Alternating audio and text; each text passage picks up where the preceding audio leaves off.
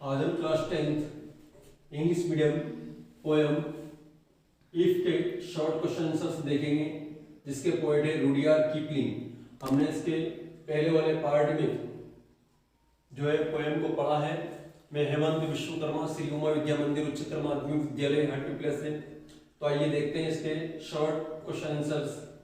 पहला क्वेश्चन है इसका, which of the following meanings fits the title of the poem if give reasons।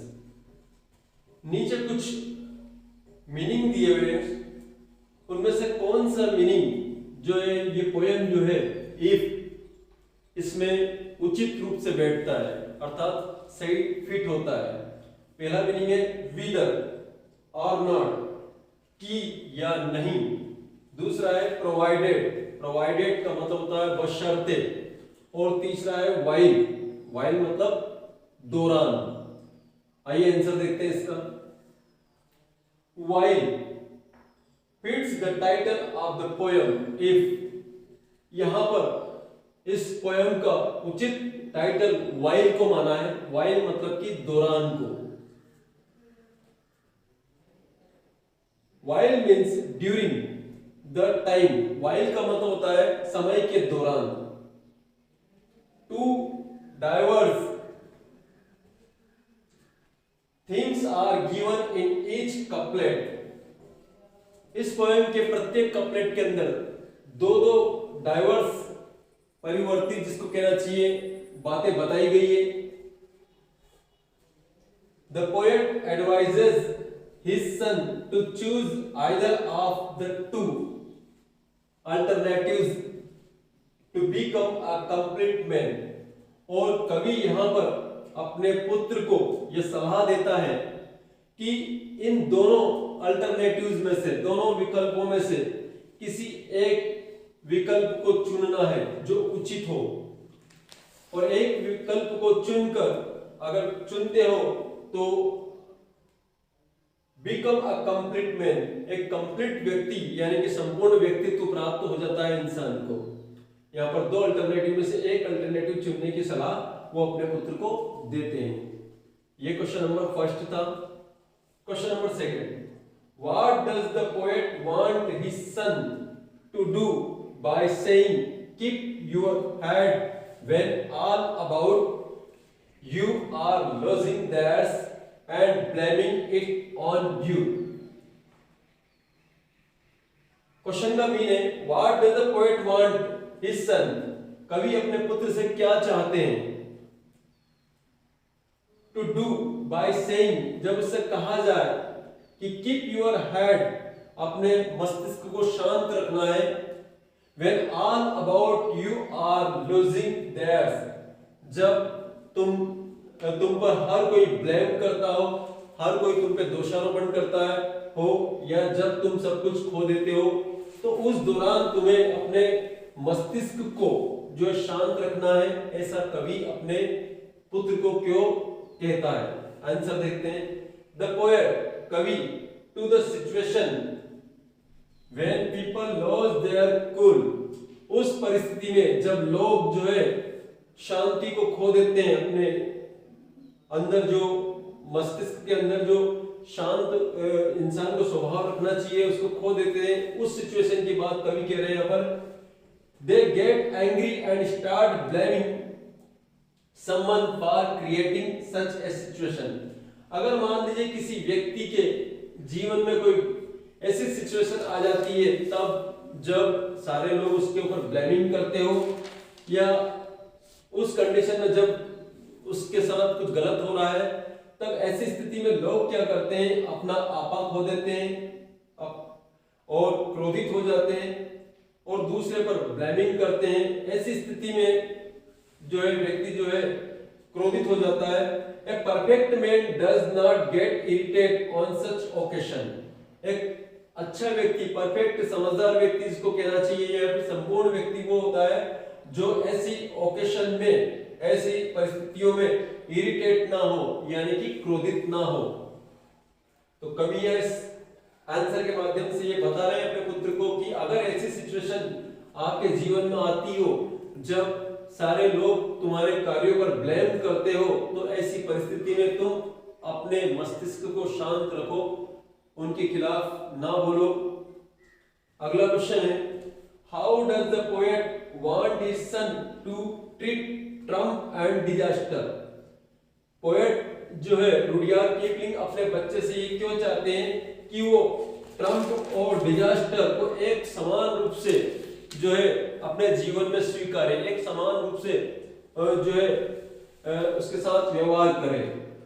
Answer देखते हैं अपन, his son should treat victory and defeat on equally. Poet चाहते हैं कि उनका जो पुत्र है विजय को और हार को दोनों को ही इक्वली रूप से स्वीकार करे, एक समान रूप से अपने जीवन में स्वीकार करे। इन ए nutshell, he should not be puffed up on gaining something। यह कवि कह रहे हैं कि उसे जो है कुछ प्राप्त करने के लिए जो है उतावला नहीं होना है।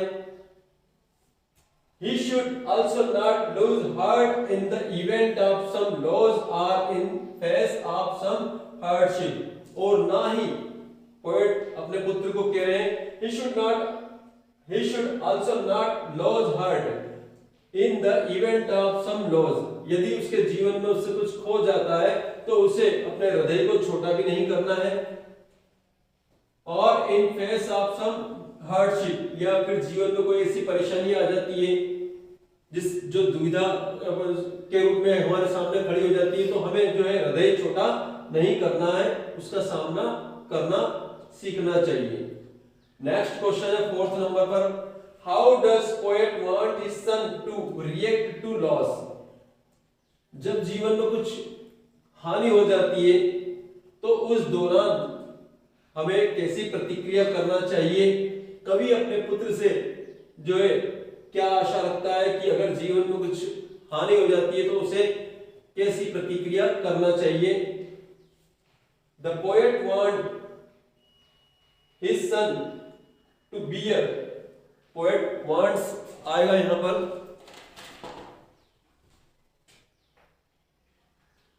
The poet wants his son to bear his loss cool हेडेडली।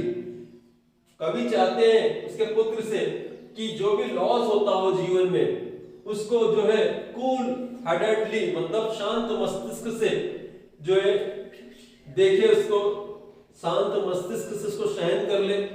He should not highlight his loss in public। कवि चाहता है अपने पुत्र से कि उसे अपनी हानि को जो है पब्लिक में शेयर नहीं करना चाहिए, लोगों को नहीं बताना चाहिए। He should have belief in proverb। कवि आगे अपने पुत्र से कह रहे हैं कि उसे इस प्रोवर्ब पर विश्वास करना चाहिए, इस प्रोवर्ब को, इस जो है कहावत को ध्यान से सुनना चाहिए, देखना चाहिए। वीप एंड वीप अलोन, कि रोना है तो अकेले रो। लाफ एट एवरीथिंग, हंसो, सॉरी एवरीबॉडी, हंसो सबके साथ। विल लाफ विथ यू, तब वो सब तुम्हारे साथ भी हंसेंगे। Nobody wipes the tears of a loser। एक लोजर वो व्यक्ति होता है जो जीवन में हारा हुआ होता है, उसके आंसू पोंछने के लिए कोई भी नहीं आता है। यहाँ इस प्रोवर्ब का मतलब ये बता रहे हैं कवि कि अगर दुख हो तो चुपचाप सहन कर लो, क्योंकि खुशी में सारे लोग तुम्हारे साथ हो जाते हैं, दुख में कोई भी तुम्हारे साथ नहीं आता है। अगला question, how does the poet want his son to deal with cowards, king and commoners?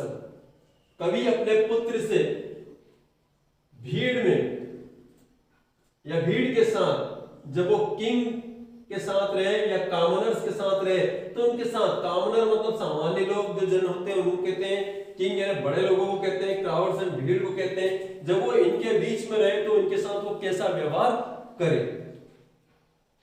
The poet wants that, कवि ऐसा चाहता है कि his son should keep his virtue, कि उसका पुत्र अपना वर्च्यू बनाकर रखे, अपना एक सद्गुण बना के रखे। while talking to crowds, जब वो क्राउड के अंदर मतलब कि जब वो भीड़ में बात करे किसी से या बहुजन के साथ बात करे, तब वो अपने वर्च्यूज को बना के रखे, अर्थात अपने अच्छे गुणों को बना कर रखे। He should be aware of his position in society। कभी आगे चाहते हैं कि उसे